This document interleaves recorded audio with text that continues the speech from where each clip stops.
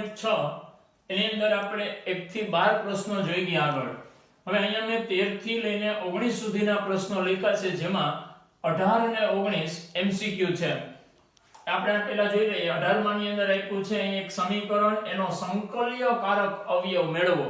તો સંકલ્યકારક અવયવ માટે આપણે શું કરવું પડે? પહેલા dy/dx + py = q સ્વરૂપમાં ગોઠવવું પડે, અથવા તો dx / dy + px = q સ્વરૂપમાં ગોઠવવું પડે.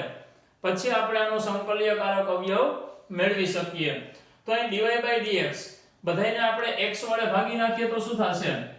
dy/dx - y/x = 2x. તો અહીંયા આ સ્વરૂપ છે, તો આમાંથી p કોણ થશે? -1/x. અને આપણે સંકલ્યકારક અવયવ મેળવવો છે, એટલે કે if e⁻p × dx હોય. p કોણ છે? -1/x * dx. શું થશે આનું? -log x, માઈનસ અંશમાં જાય તો એ થઈ જશે log x ની -1 log દૂર કરવો હોય તો x ની -1 વધે, એટલે કે 1/x. ત્યાર પછી 19 માં આપ્યો છે, એમાં પણ if એટલે કે સંકલ્યકારક અવયવ જ મેળવવાનો કીધો છે. તો અહીંયા dx/dy વાળું સ્વરૂપ આપ્યું છે, તો બધાયને 1 - y² વડે ભાગવા પડશે, એટલે dx/dy અહીંયા શું આવશે? Sorry plus y/1 - y² * x અહીંયા વધશે, સામે આવશે ay/1 - y². આપણે સામે q ની જરૂર આમાં નથી, આમાં if મેળવવા માટે માત્ર p ની જરૂર જ હોય. તો e બરાબર શું થશે? સોરી if બરાબર શું થશે? e સંકલનની અંદર y/1 - y² * dy. કેમ કે અહીંયા આ સ્વરૂપનું વાતાવરણ છે, ત્યારે અહીંયા dy આવે. હવે જો છેદનું વિકલન અંશમાં ગોઠવવું હોય તો -2y થાય કે ના થાય? તો અહીંયા -2 વડે ભાગવાય પડશે. તો હવે શું થઈ ગયું? અહીંયા e⁻1/2 છેદનું વિકલન અંશમાં, એટલે કે log 1 - y² થશે કે નહીં થાય? સોરી છેદનું વિકલન અંશમાં ગોઠવાઈ ગયું, એટલે આ પ્રકારનું સ્વરૂપ આવ્યું. -1/2 અંશમાં જાય એટલે શું થશે? log 1 - y² ની -1/2. log દૂર કરવો હોય તો શું આવશે?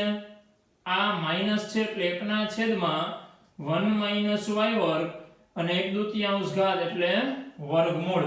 તો આના માટે સંકલ્યકારક અવયવ મળે. હવે આગળથી આપણે પ્રશ્નો જોતા જઈએ. તો આમાં આપણે વિશિષ્ટ ઉકેલ મેળવવાના છે. અત્યાર સુધી આપણે વ્યાપક ઉકેલ મેળવવા. તો વિશિષ્ટ ઉકેલની અંદર શું થશે?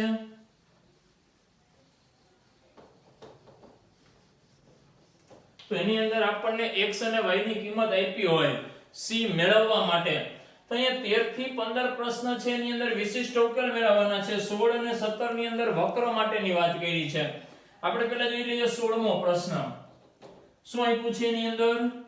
જો વક્રના કોઈ બિંદુ xy આગળ સ્પર્શકનો ઢાળ એ બિંદુના યામના સરવાળા જેટલો થતો હોય તો ઉગમ બિંદુમાંથી પસાર થતા વક્રનું સમીકરણ શોધો. પહેલા શું કીધું છે? સ્પર્શકનો ઢાળ બિંદુના યામના સરવાળા જેટલો થાય છે. બિંદુના યામ કોણ છે? x અને y. તો આનો સ્પર્શક શું હોય? સ્પર્શકનો ઢાળ dy/dx હોય. બિંદુના યામનો સરવાળો એટલે કે x અને y નો સરવાળો x + y આ આપણને આપેલ છે. તો આ જો વિકલ સમીકરણ છે એ સુરેખ સ્વરૂપનું છે. તો આના માટે આપણે કોની સાથે સરખાવશું? તો એના માટે પહેલા આપણે આને આમ લખી શકીએ dy/dx y ને આ સાઈડ લઈ આવીએ -y = x ને dy/dx + py = q સાથે સરખાવતા શું થશે? તો p = -1 અને q = x થશે કે નહીં? કેમ કે y હોવો જરૂરી હોય. હવે આના માટે પહેલા શું મેળવવાનું છે? if. તો if બરાબર શું થશે? e સંકલનની અંદર -1 * dx એટલે કે e raised to minus x. હવે એનો ઉકેલ જોઈએ તો ઉકેલ શું આવશે y into if બરાબર સંકલનની અંદર q into if into dx. if ની કિંમત મૂકીએ y into e raised to minus x q x into e raised to minus x into dx. અહીંયા આપણે ખંડોસહ સંકલન કરવું પડશે. શું થશે x એમ નામ e raised to x નું minus e raised to minus x minus x નું 1 આનું થશે minus e raised to minus x into dx.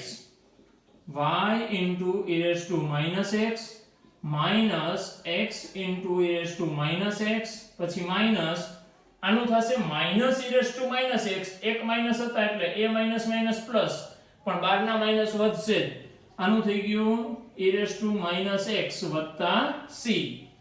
બધાયને આપણે e raised to x વડે ગુણી શકીએ તો અહીંયા y e raised to x વડે ગુણશું e નીકળી જશે minus x આ સાઈડ આવે તો plus x આ ઉડી જશે minus 1 વધશે આ સાઈડ આવે તો plus 1 સામે c into e raised to x અને આપણે નંબર આપીએ 1. સમીકરણ મળ્યું. હવે આપણે મેળવવાનું શું હતું ઉગમ બિંદુમાંથી પસાર થતા સમીકરણ વક્રનું સમીકરણ. ઉગમ બિંદુમાંથી પસાર થાય છે એનો મતલબ એમ કે 1 એ 0 0 માંથી પસાર થાય છે તો આપણે x અને y ની જગ્યાએ 0 0 મૂકીએ તો અહીં આવશે 0 + 0 + 1 બરાબર c into e raised to 0 એટલે 1. તો c ની કિંમત શું મળી 1. c ની કિંમત 1 માં મૂકતા y + x + 1 બરાબર e raised to x મળશે. તો એ શું મળ્યું આપણને આપેલ શરત મુજબના વક્રનું સમીકરણ. ત્યાર પછી શું આપ્યું છે આપણને એના પછી પણ કંઈક આવી જ વાત કરી છે.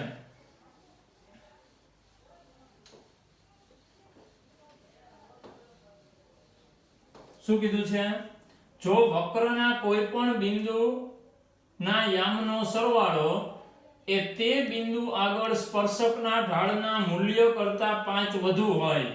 અહીંયા શું હતું આનો સરવાળો ઢાળના મૂલ્ય જેટલો હોય અહીંયા એના કરતા 5 વધુ હોય. એનો મતલબ એમ કે અહીંયા જે આપ્યું છે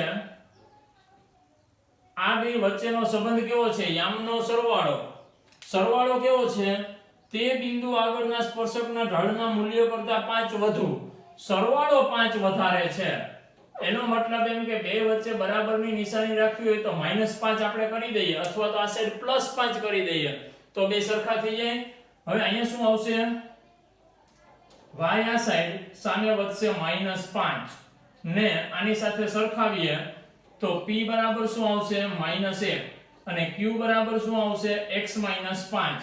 હવે આપણે આગળ જેમ કર્યું હતું એ જ રીતે આનો ઉકેલ તમે જાતે લઈ આવી શકો. આ વક્ર ઉગમ બિંદુ એટલે કે 0 0 માંથી પસાર થતો તો આ ક્યાંથી પસાર થાય છે 0 2 માંથી તો આ જાતે થઈ શકે. હવે આપણે જોઈએ 13 થી 15 ના પ્રશ્નો. એની અંદર વિશિષ્ટ ઉકેલ મેળવવા છે. એનો મતલબ એમ કે આપણને બાજુમાં x અને y ની કઈ કિંમત આપેલી હોય. 13મો પ્રશ્ન જોઈએ dy by dx વત્તા 2y into tan x બરાબર sin x. તો આની અંદર શું થશે dy by dx વત્તા 2 tan x into y ને આપણે અલગ કરી લઈએ સામે sin x ને dy by dx વત્તા py બરાબર q સાથે સરખાવતા શું થશે p બરાબર 2 tan x અને q બરાબર શું થશે sin x. પહેલા શું મેળવશું આપણે if બરાબર શું હોય e raised to સંકલનની અંદર p કોણ છે 2 tan x into dx. બગડો અચળ છે બહાર લઈ આવી શકાય. tan નું શું થાય log mod sec એટલે કે log sec x. હવે આ બગડો અંશમાં જાય તો sec વર્ગ થાય log દૂર થઈ જાય એટલે શું વધશે sec વર્ગ x. if મળી ગયો. હવે મેળવીએ આપણે એનો પેલા વ્યાપક ઉકેલ શું હોય y into if બરાબર સંકલનની અંદર q if dx કિંમત મૂકી અહીંયા આવશે sec વર્ગ x q કોણ છે sin x sec વર્ગ x ને આમ લખાય 1/, cos વર્ગ x dx લખાય. હવે sin x છેદમાં cos વર્ગ એટલે cos x cos x લખાય. હવે આપણે એની ગોઠવણી કરીએ. cos આ બેને ભેગા કરી દઈએ, અહીં cos એકલો રાખીએ. 1/, cos એટલે sec x, sin ના છેદમાં cos એટલે tan x dx. તો આનું સંકલન હવે આપણે જાણીએ, જો sec tan નું શું હોય sec x, તો y sec વર્ગ x બરાબર sec x c, અને આપણે નંબર આપીએ 1. હવે c ની કિંમત મેળવવી હોય તો એના માટે આપણને આપ્યું છે, જો હવે x બરાબર π/3 અને y બરાબર 0 1 માં મૂકતા શું થશે? અહીંયા 0 મૂકશું એટલે આખું 0 થઈ ગયું. sec π/3 વત્તા c, sec π/3 આ સાઈડ આવશે તો અહીંયા sec π/3 ની કિંમત -2. હવે 1 માં c બરાબર -2 મૂકતા શું થશે? y sec વર્ગ x ને સામે જવા દઈએ, છેદમાં જશે, 1 1 sec ઉડી જાય, અંશમાં જાય તો વધશે cos x વત્તા c ની કિંમત -2 cos વર્ગ x. cos વર્ગ x ક્યાંથી આવ્યા? અને છેદમાં જવા દીધા, અંશમાં જાય તો cos વર્ગ થઈ જશે. તો આ મળી ગયો આપણને આનો વ્યાપક ઉકેલ. ત્યાર પછી 14મો જે આપ્યો છે એમાં dy/dx ના ગુણાકારમાં કંઈક છે, એને દૂર કરવા માટે આપણે એના વડે પહેલા ભાગવા પડશે.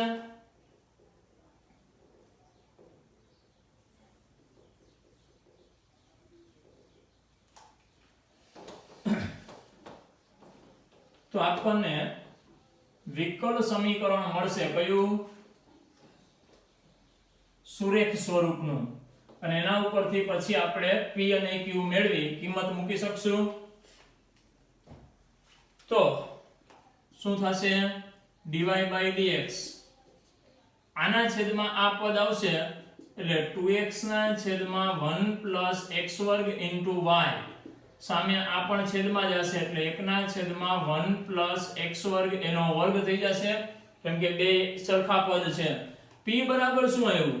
2x ના છેદમાં 1 + x², q બરાબર 1 ના છેદમાં 1 + x² નો વર્ગ થશે કે નહીં? હવે આપણે પહેલા મેળવીએ if. e સંકલનની અંદર 2x ના છેદમાં 1 + x² dx છેદનું વિકલન અંશમાં છે તો શું થઈ જાય? e log છેદ log અને e નીકળી જશે, વધશે શું? 1 + x². આની અંદર કિંમત મૂકીએ તો y 1 + x² બરાબર સંકલનની અંદર q 1 ના છેદમાં 1 + x² નો વર્ગ if 1 + x² dx. આમાંથી એક એક ઉડી જશે, જો એક વધશે, 1 ના છેદમાં x + 1 વત્તા x² y 1 + x², આનું થઈ જશે tan inverse x વત્તા c, આને નંબર આપીએ 1. હવે x અને y ની કિંમત x બરાબર 1 y બરાબર 0 ને 1 માં મૂકતા y 0 એટલે આ સાઈડ આખું 0 થઈ ગયું. tan inverse 1 એટલે કે π/4 વત્તા c, તો c બરાબર શું આવશે? -π/4. c ની કિંમત ક્યાં મૂકશું? 1 માં મૂકતા શું થશે? y 1 + x² બરાબર tan inverse x -π/4. તો આ આપણો વિશિષ્ટ ઉકેલ. ત્યાર પછી જોઈએ પ્રશ્ન નંબર 15. 15 માની અંદર dy/dx એકલો છે, પણ સામે આપણે થોડીક ગોઠવણી કરીએ.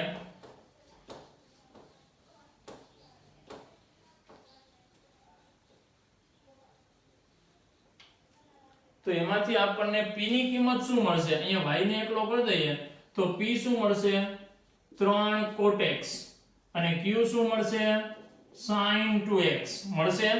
તો p ની કિંમત આપણે આની અંદર મૂકશું 3 cot x dx. તો આનું આપણે સંકલન કરીએ. તગડો અચળ અંદર વધે cot x, cot નું શું થાય? log sin x. તગડો અંશમાં જાય એટલે e raised to log sin ઘન x. બે નીકળી જશે, વધશે શું? sin ઘન x. વધશે કે નહીં? સોરી, અહીંયા શું હતું? માઈનસ ની નિશાની છે, એનો મતલબ એમ કે માઈનસ આવશે તો અહીં બધે માઈનસ આવશે.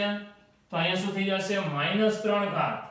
-3 ઘાત હોય તો શું થાય? 1/sin ઘન x એટલે કે cosec ઘન x થશે કે નહીં? હવે આની અંદર આપણે કિંમત મૂકીએ બધાયની તો y cosec ઘન x, q કોણ છે? sin 2x, sin 2x અને આપણે છેદમાં જ રાખીએ એટલે sin ઘન x dx, y cosec ઘન x. આમાં આનું સૂત્ર મૂકીએ 2 sin x cosec sin 2x નું છેદમાં sin વર્ગ x sin x લખી શકાય dx. એક sin વયા ગયા. હવે શું વધ્યું? y cosec ઘન x બરાબર બગડો અચળ છે, બહાર લઈ આવી શકાય 1/sin એટલે cosec x, cos/sin cot x dx. હવે આનું સંકલન આપણે જાણીએ છીએ. શું થશે? આ એમનામ y cosec ઘન x બગડો એમનામ આનું શું થશે? માઈનસ cosec x થશે કે નહીં? તો અહીં લખી શકાય માઈનસ cosec x વત્તા c. હવે c મેળવવા માટે શું કરશું? અથવા તો આપણે એક કામ કરીએ, આખા સમીકરણને cos ઘન x વડે ભાગી નાખીએ તો અહીંયા આ છેદમાં જાય, એક એક ઉડી જશે, વધશે શું? અંશમાં જશે તો વર્ગ થઈ જાય sin નો. અહીંયા શું થશે? c આ થઈ જશે sin ઘન x. આને આપણે નંબર આપીએ 1. હવે 1 માં શું મૂકવાનું છે? x બરાબર π/2 અને y બરાબર 2 મૂકતા તો અહીંયા આવશે 2 -2 sin π/2 1 એટલે અહીંયા કાંઈ કરવાની જરૂર નથી. c અહીંયા પણ 1 તો c બરાબર શું મળશે? બગડો આ સાઈડ આવે તો 4. c ની કિંમત અહીંયા મૂકી દઈએ એટલે અહીં શું થઈ ગયું? 4 sin ઘન x એટલે y બરાબર -2 sin વર્ગ x વત્તા 4 sin ઘન x. તો અહીંયા આપણું આ સ્વાધ્યાય 9.6 પૂરું થાય. હવે આના પછી આપણને પ્રકીર્ણ સ્વાધ્યાય આપેલું છે. તો પ્રકીર્ણ સ્વાધ્યાયની અંદર 9.6 સુધીના જેટલા પ્રશ્નો આપણે જોઈ ગયા એને આધારિત જ બધા પ્રશ્નો છે, ખૂબ સહેલા છે. તો આના માટેનું પ્રકીર્ણ સ્વાધ્યાય તમે જાતે સોલ્વ કરી શકો. જ્યાં ના સમજાય ત્યાં તમે મને પૂછી શકશો અથવા તો કોમેન્ટ બોક્સની અંદર જે પ્રશ્ન ના સમજાણો હોય એ પ્રશ્નનો ક્રમ આપી શકો, જેથી કરીને હું તમને એનો જવાબ આપી શકું અથવા તો મારા WhatsApp નંબરની અંદર તમે મેસેજ કરી શકશો. તો અહીંયા 9.6 ની અંદર આપણે સુરેખ વિકલ સમીકરણના પ્રશ્નો જોયા. આની અંદર ટોટલ 3 રીત હતી. કઈ કઈ? પહેલી વિયોજનીય ચલની રીત, બીજી સમપરિમાણ વિકલ સમીકરણ અને ત્રીજી સુરેખ વિકલ સમીકરણ. ત્રણેયની અંદર કેટલી અલગ અલગ રીતો છે એ આપણને ખ્યાલ હોવો જોઈએ. તો એને આપણે ટૂંકમાં વાત કરી લઈએ. પહેલું હતું કયું? વિયોજનીય ચલની રીત. આની અંદર dx વાળા અને dy વાળાની પદની અંદર એક સાઈડ બધું x વાળું, બીજી સાઈડ બધું y વાળું ગોઠવી શકાતું હોય ત્યારે જ આ રીતનો ઉપયોગ થાય અને પછી બંને સાઈડ સંકલન કરી દઈએ તો આપણને આનો ઉકેલ આરામથી મળી શકે. પણ આ ક્યારે લાગશે? જ્યારે x અને y વાળા પદ આપણે અલગ અલગ ગોઠવી શકીએ ત્યારે. બીજી હતી સમપરિમાણીય રીત, સમપરિમાણ વિકલ સમીકરણ. આની અંદર શું હતું? જ્યારે આપણને x ના છેદમાં y અથવા y ના છેદમાં x વાળું સ્વરૂપ બધી જગ્યાએ મળી જતું હોય અને x અને y એકલો ના દેખાતો હોય ત્યારે આનો ઉપયોગ કરી શકીએ અને આના ઉપયોગ માટે પછી શું કરવાનું y ના છેદમાં x બરાબર v અથવા તો x ના છેદમાં y બરાબર v ધારી લેવાના અને પછી વિયોજનીય ચલની રીતે આપણે એનો ઉકેલ મેળવી શકીએ અને ત્રીજી રીત છે કઈ સુરેખ વિકલ સમીકરણની આની અંદર શું હોય તો કે આપણી પાસે આના બે સ્વરૂપ છે dy/dx વત્તા py બરાબર q અને બીજું dx ના છેદમાં dy વાળું હોય આની અંદર ત્રણ સ્ટેપ હતા એક આ સ્વરૂપમાં ગોઠવાયેલું હોવું જોઈએ બીજું p અને q છે એ માત્ર ચલ x ના વિધેય હોવા જોઈએ અથવા તો અચળ હોવા જોઈએ પેલું કામ આની અંદર પૂરું થાય બીજું કામ q હોય if મેળવવાનું સંકલ્યકારક અવયવ અને ત્રીજું કામ એનો ઉકેલ મેળવવાનો તો ઉકેલ માટેનું આ પદ આપણને યાદ હોવું જોઈએ આની અંદરના ત્રણ સ્ટેપ છે આ રીત ક્યારે લાગે આ બેમાંથી એકય રીતનો ઉપયોગ ના થઈ શકતો હોય તો આ ચેપ્ટરની અંદર માત્ર આ ત્રણ જ રીતનો આપણે ઉપયોગ કરવાનો છે બાકી પ્રકીર્ણ સ્વાધ્યાય તમે જાતે આરામથી કરી શકશો